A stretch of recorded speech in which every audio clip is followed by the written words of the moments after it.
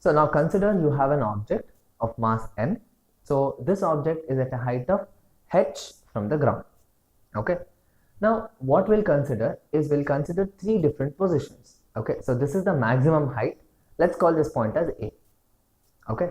Then this somewhere in between, let's call this point as B. And then at the bottom, that's once it reaches the ground, we'll call that point as C. Okay. So what we are looking at is we are looking at the kinetic plus the potential at each point, that is at A, B and C. Okay. Alright. So now at point A, the height is h. Right. Now the potential energy will be mgh. Correct. And since the velocity is 0, that is v is 0, so kinetic energy will become 0. So the total energy is k plus p, or kinetic plus potential. We have 0 plus mgh, which is equal to mgh. So the energy at point A is mgh. Correct. Now in the second case, that is the object started moving, it is at point B. See here at point B, what we have is it has traveled a distance of x. That means it's at a distance of h minus x from the ground. Correct. Okay, now we have to calculate kinetic and potential at this particular point. Now the potential energy is very easy. That is nothing but mg into h minus x. Correct. Yeah, potential, keep it aside. Now we'll calculate the kinetic. Now for the kinetic energy, see what you have v square is equal to u square plus 2gs. Correct. So in this particular case, u value is 0 because you are starting from the top where the potential is 0.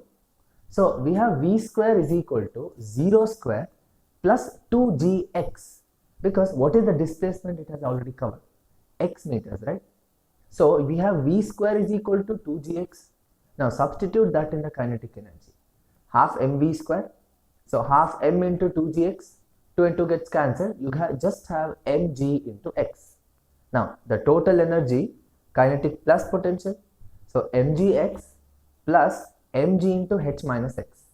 So what do you get? You get mgh itself. So at point A and point B, the total energy is mgh. Now we'll go to the last one, that is at point C. Now at point C, what we have is potential energy becomes 0 because h is 0. Right, so keep it aside. Now we'll go back to kinetic energy. See, for the kinetic energy, again what you have v square is equal to u square plus 2gh, because it has traveled from A to C, correct? So it has traveled the whole distance h. Now what was the initial velocity?